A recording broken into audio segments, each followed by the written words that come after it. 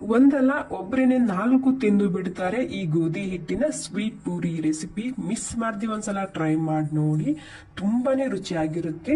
ಇಲ್ಲಿ 2 ಕಪ್ ಗೋಧಿ ಹಿಟ್ಟು ತಗೊಂಡಿದ್ದೀನಿ. ಇದಕ್ಕೆ ರುಚಿಗೆ ಬೇಕಾದಷ್ಟು ಉಪ್ಪು, 1 ಚಮಚ ತುಪ್ಪ, ಹಾಗೆ ಚಿಟಿಕೆ ಅರಿಶಿಣ ಹಾಕ್ತಿದ್ದೀನಿ.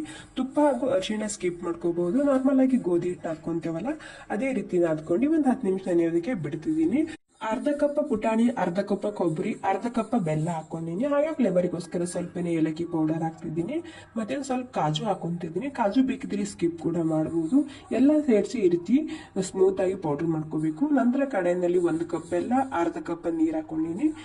ಬೆಲ್ಲ ಕರಗಿ ಕುದಿ ಬಂದಾದ್ಮೇಲೆ ಮತ್ತೆ ಸ್ಲೋ ಗ್ಯಾಸ್ ನಲ್ಲಿ 3 ನಿಮಿಷ ಆಗೋ ತನಕ ಇದಕ್ಕೆ ಕುದಿಸ್ಕೊಂಡು ತಗೋಬೇಕು. ಲೈಟ್ ಆಗಿ ಬೆಲ್ಲ ಗಟ್ಟಿ ಆಗುತ್ತೆ. 3 ನಿಮಿಷ ಮತ್ತೆ ಕುದಿಸ್ಕೊಂಡು ತಗೊಂಡಿದ್ದೀನಿ. ಇವಾಗ ಎಣ್ಣೆ ಕೂಡ ಬಿಸಿ ಮಾಡೋದಕ್ಕೆ ಇಟ್ಟಿದ್ದೀನಿ. ನಾರ್ಮಲ್ ಆಗಿ ಪೂರಿ ಯಾವ ರೀತಿ ಮಾಡ್ಕೊಂತೇವಲ್ಲ ಅದೇ ರೀತಿ, ಬಟ್ ಪೂರಿಗಿಂತ ಸ್ವಲ್ಪ ದೊಡ್ಡ ಸೈಜಿಂದ ಇದನ್ನ ನಾನು ಲಟ್ಟಿಸ್ಕೊಂಡು ತಗೊಂತಿದ್ದೀನಿ. ಸ್ವಲ್ಪ ದಪ್ಪ ಇರಲಿ, ಜಾಸ್ತಿ ತೆಳ್ಳಗೆ ಲಟ್ಟಿಸ್ಕೋಬಾರ್ದು.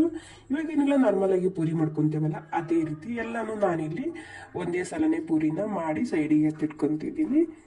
ಓಕೆ ನೋಡಿ, ಎಲ್ಲ ಪೂರಿ ನಾನು ರೆಡಿ ಮಾಡಿ ಇಟ್ಕೊಂಡಿನಿ. ಇವಾಗ ಇಲ್ಲಿ ಪಾಕ ಕೂಡ ರೆಡಿ ಆಗಿದೆ, ಈ ಪೌಡರ್ ಕೂಡ ರೆಡಿ ಆಗಿದೆ. ಈ ಪಾಕ ಉಗುರು ಬೆಚ್ಚಗಿರಬೇಕು ಈ ಟೈಮ್ನಲ್ಲಿ. ಇವಾಗ ಏನಿಲ್ಲ, ಈ ಮಾಡಿದಂತಹ ಪೂರಿ ಈ ಪಾಕದಲ್ಲಿ ಈ ರೀತಿ ಹಾಕಬೇಕು. ಸೊ ಹಾಕಿದ್ಮೇಲೆ ಇವಾಗ ನಾವು ಪೌಡರ್ ಮಾಡಿ ಇಟ್ಕೊಂಡಿದ್ದಲ್ಲ ಈ ಪೌಡರ್ನ ಹಾಕಬೇಕಾಗುತ್ತೆ ಇದ್ರ ಮೇಲೆ. ಈ ಪೌಡರ್ ಕ್ವಾಂಟಿಟಿ ಸ್ವಲ್ಪ ಜಾಸ್ತಿನೇ ಹಾಕೊಳ್ಳಿ, ತಿನ್ನುವಾಗ ತುಂಬಾನೇ ರುಚಿಯಾಗಿರುತ್ತೆ ಈ ರೆಸಿಪಿ. ಸೊ ಮಕ್ಕಳಿಗೆ ತುಂಬಾನೇ ಇಷ್ಟ ಆಗುತ್ತೆ. ಮಿಸ್ ಮಾಡದೆ ಒಂದ್ಸಲ ಟ್ರೈ ಮಾಡಿ ನೋಡಿ. ನೋಡಿ, ಆರೋಗ್ಯಕರವಾಗಿರುವಂತಹ ಸೂಪರ್ ಈಸಿ ಗೋಧಿ ಹಿಟ್ಟಿನ ಸ್ವೀಟ್ ಪೂರಿ ರೆಸಿಪಿ ರೆಡಿ ಆಗಿದೆ. ಓಕೆ, ಸ್ವಲ್ಪನಾದ್ರೂ ಇಷ್ಟ ಆಗಿದ್ರೆ ಒಂದು ಲೈಕ್ ಮಾಡಿ. ಥ್ಯಾಂಕ್ ಯು ಸೊ ಮಚ್ ಎಲ್ರಿಗೂ.